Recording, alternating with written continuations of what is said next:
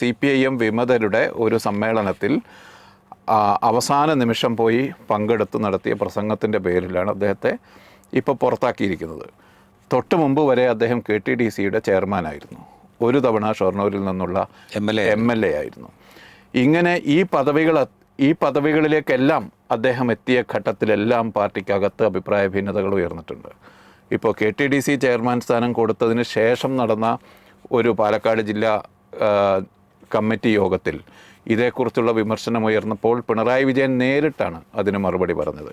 അത് ഞാനും ബാലകൃഷ്ണനും എടുത്ത തീരുമാനമാണ് എന്നാണ് പിണറായി അവിടെ പറഞ്ഞത് എന്ന് പാർട്ടി പ്രവർത്തകർ പറയുന്നു.